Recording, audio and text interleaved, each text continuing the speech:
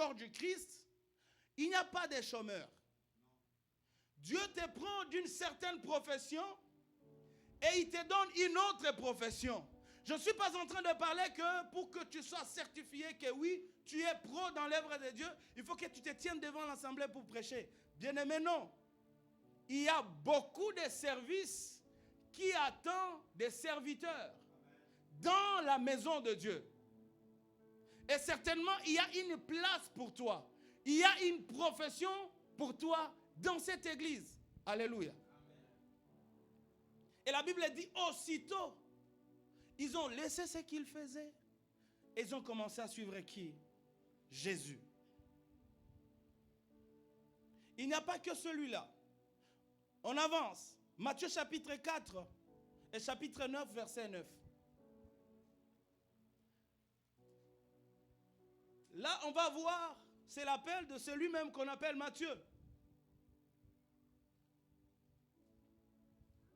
De là, étant allé plus loin, Jésus vit un homme assis au lieu de péage et qui s'appelait qui? Matthieu. Jésus est parti plus loin. Il a trouvé cet homme de Matthieu dans les services, en train de travailler au péage. En tout cas, au Congo, ceux qui travaillent dans le péage, ils ont beaucoup d'argent. Ils perçoivent de l'argent de tout le monde. Et c'est ce que ce monsieur faisait. C'était un agent comptable. Et aussitôt, Jésus lui dit, suis-moi. Cet homme s'éleva et les suivit. J'aimerais que vous voyez ici que Jésus et tout ce monde que notre Dieu a utilisé, ils étaient des pros dans un domaine et Jésus a fait d'eux des pros dans le sacerdoce. Il y en a aussi des exemples, ils étaient pros dans ce qu'ils faisaient, des mauvais. Là, je vais parler de Paul. Paul était zélé à faire du mal à l'église. Donc, quand il entendait là-bas, il y a ceci. Ah, c'est l'un des disciples de cet homme-là. Il va tuer. Mais lorsqu'il a rencontré le Seigneur, lorsque Dieu l'a appelé, les mêmes ailes qu'il avait en faisant la persécution de l'église, c'est les mêmes ailes que Paul témoigne dans le service. Alléluia. Au point d'être le plus grand de ceux qui ont écrit les livres dans la Bible. Paul. Donc il était pro dans le mal, il est devenu pro dans le bien dans le Seigneur.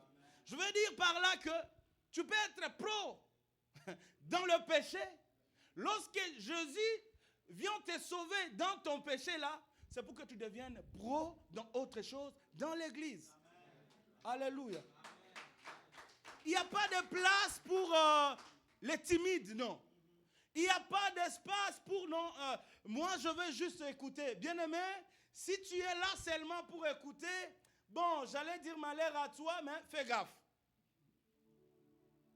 Écoute une année, écoute la deuxième année, c'est pour que ce que tu as écouté, que tu sois capable de le transmettre à quelqu'un d'autre pour qu'il ait accès à l'évangile que tu as. Ce n'est pas pour rien que j'ai commencé par poser la question, c'était quoi le thème?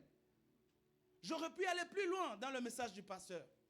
Mais si on n'arrive pas à maîtriser, à garder, à mémoriser juste les thèmes, les contenus du message, alors c'est difficile. Et comment est-ce qu'on peut aller transmettre? Ça devient compliqué. Lorsque Dieu nous appelle, c'est pour qu'on devienne pro. On ne baisse pas, on ne croise pas les bras dans l'assemblée de Dieu. Alléluia. Voilà pourquoi le pasteur Emmanuel, à chaque fois il appelle, ma soeur, est-ce que tu peux faire telle chose? Mon frère, on a un besoin dans la jeunesse, est-ce que tu... Les soucis, c'est que tu t'approches de plus en plus de lèvres et que tu puisses voler de tes propres ailes. Alléluia. Amen. Alléluia. Amen. Alors quand on t'approche, bon, tu peux résister une fois, mais ne résiste pas toujours. Parce que l'homme de Dieu aussi peut se fatiguer. Devenons prophétiques. professionnel dans l'œuvre de Dieu. C'est lui qui a accepté Jésus, c'est toi. On ne t'a pas bousculé. C'est un choix personnel que tu as fait. De fil en aiguille, tu as accepté à ce que tu sois baptisé. Choix personnel que tu fais. Mais pour servir maintenant ces dieux-là, c'est devenu un problème. C'est qu'il y a un problème dans ta marche avec Dieu. C'est qu'il y a un problème dans la marche avec Dieu. Sans quoi ton baptême sera juste de symbole, de formalité que tu as fait. Parce que l'objectif, la Bible dit, allez partout et faire des nations mes disciples. Qui va aller ce partout-là si ce n'est pas toi, si ce n'est pas moi? Devenons pros. Devenons pros. Prenons cette œuvre comme notre travail, comme notre profession. Et ce qui dérange, c'est de voir parmi les enfants de Dieu. Il n'est pas là le mercredi. Bon, il ne fait pas partie de l'équipe. Bon, j'ouvre une parenthèse. Vous savez, il y a des semaines, il y a des gens qui sont à l'église à partir de mercredi jusqu'à dimanche. Donc, il y a des semaines, certaines personnes, ils viennent le mercredi, prière de tout le monde. Ils reviennent le jeudi soir, intercession. Bon, jeudi, intercession. Vendredi, permanence. Samedi, répétition. Dimanche, culte. Ils sont là. Mais parmi nous, là, il y en a aussi, mercredi, justification. Jeudi, justification. Samedi, bon, si c'est un choriste, justification. Et dimanche, on m'a appelé au travail. C'est bien. L'église ne juge pas. Mais j'aimerais que tu réalises que tu as un problème. Il y a un problème avec ta marche. Il y a un problème dans ta marche avec le Seigneur. Tu dois te poser des bonnes questions. Je viens ici t'exhorter à devenir pro. Professionnel. Prendre les services du sacerdoce comme ton gagne-pain. Je l'ai dit que c'est gagne-vie, une vie éternelle. Amen. Alléluia. Prends-le comme ça. Prends-le comme ça. Et nous, quand on sert Dieu de cette manière-là, ce n'est pas un passe-temps. Non, ce n'est pas un passe-temps. Et ce n'est pas moi qui l'ai dit, Jésus lui-même l'a dit. Alléluia. Et nous allons le voir dans les livres de Matthieu 19, 27 à 29. J'aimerais encourager celui qui prend cette œuvre au sérieux. Celui qui s'efforce à devenir pro dans ce que nous faisons. Ah, il y a un revenu, il y a un rendement, il y a un salaire pour toi. Qu'est-ce que la Bible nous dit? Papa Guilain, Matthieu 19.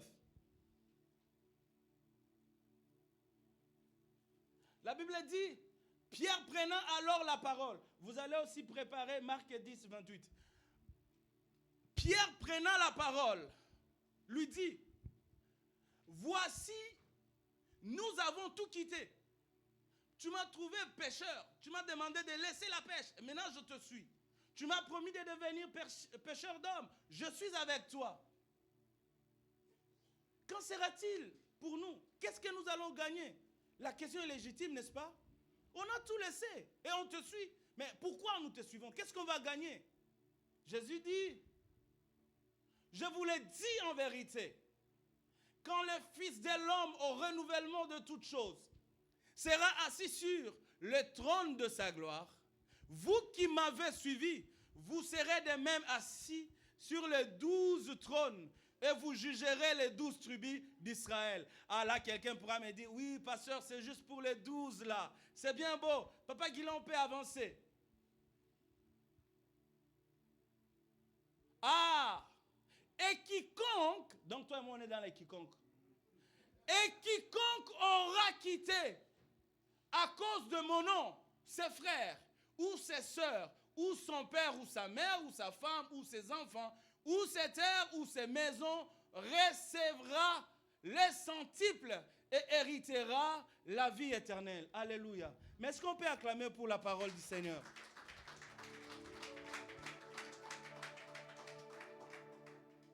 Courage à toi qui as tout abandonné. Des fois, tu refuses les overtime pour répondre présent à l'œuvre de Dieu. Au centuple. Et une vie éternelle en bonus. Courage à toi qui refuse certaines choses pour la gloire de Dieu. Au centuple et une vie éternelle en bonus. Mais Matthieu lui le dit comme ça, c'est pas clair. Parce que quand on dit au centuple, mais au centuple où? Dans l'éternité. Voilà pourquoi j'aime la version de Marc. Papa, on va lire Marc chapitre 10, 28 à 30. C'est cette même version-là, ce que nous venons de lire. Mais Marc, lui, il explique bien. Pierre s'est mis à lui dire, voici, nous avons tout quitté et nous t'avons suivi. N'est-ce pas ce qu'on a lu? Jésus répondit, je vous l'ai dit en vérité, il n'est personne qui ayant quitté à cause de moi et à cause de la bonne nouvelle, sa maison, ou ses frères, ou ses sœurs, ou sa mère, ou son père, ou ses enfants, ou ses terres, papa 30, ne reçoivent au centuple quand? Présentement, bien aimé, c'est d'actualité. C'est d'actualité. Le professionnalisme dans le sacerdoce, ça paye au centuple dans ce siècle-ci, présentement. Ne pense pas que nous parlons seulement où on sert l'Éternel pour le privilège de l'éternité. Non. Il y a un salaire, il y a un rendement dans ce siècle-ci et c'est présentement. Quoi? Des maisons. Ah, je me rends compte, c'est tout ce que tu as laissé là, Dieu te donne au centuple. Des maisons, des frères, des sœurs, des mères, des enfants, des terres, avec, on va l'ajouter quand même, avec des persécutions et dans les siècles à venir, la vie éternelle. Alléluia. Bon, ça, c'est pour les pros. Ça, c'est pour les pros. Maintenant, je te pose la question. De la manière dont tu sers le Seigneur, de la manière dont tu fréquentes le programme de l'Église, as-tu vraiment droit au centuple?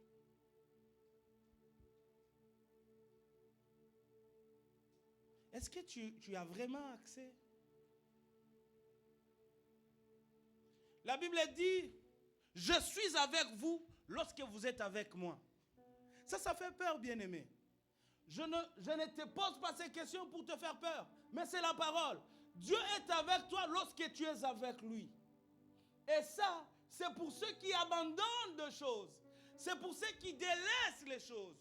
Ils oublient leur propre bien-être et viennent chercher à servir d'abord le Seigneur. C'est en le faisant que Dieu va les payer dans ce siècle-ci, au centuple, tout ce qu'ils auront abandonné. Je t'invite à être pro. J'aimerais que tu t'efforces dans la ponctualité. On ne vient pas tâtonner ici. On vient, on apprend et on avance. On ne vient pas ici à chaque fois prier pour vous. On veut que tu apprennes à prier pour que tu pries toi-même après. Nous voulons que tu écoutes la parole de Dieu pour que tu sois aussi capable de la transmettre à d'autres personnes. Soyons pros. Aimons cette œuvre.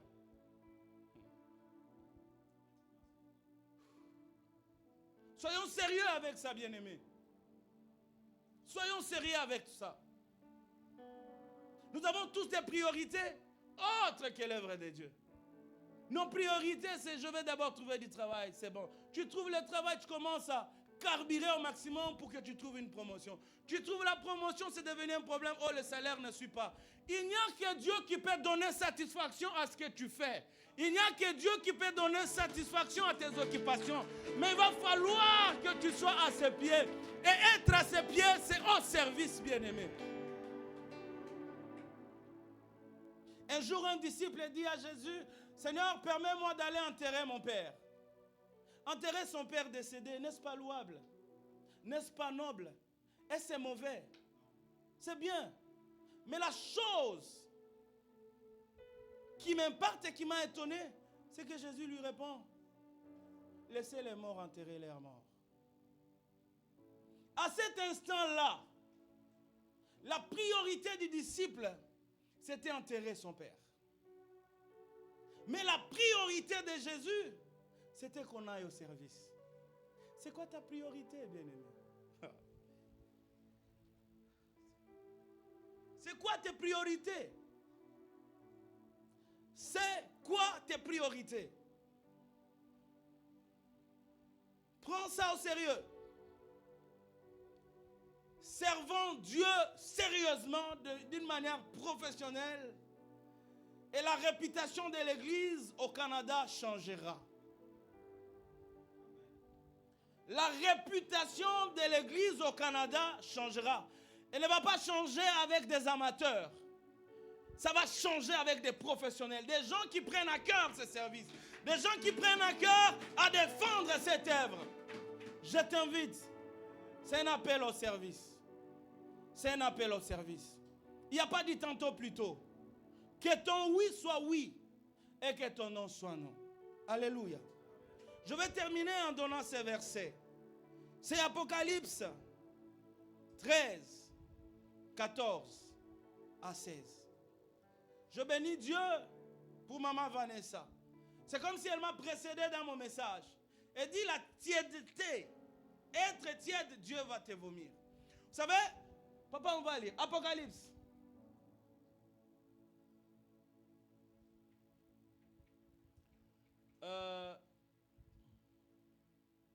Apocalypse c'est 3, papa, je m'excuse. Apocalypse c'est 3.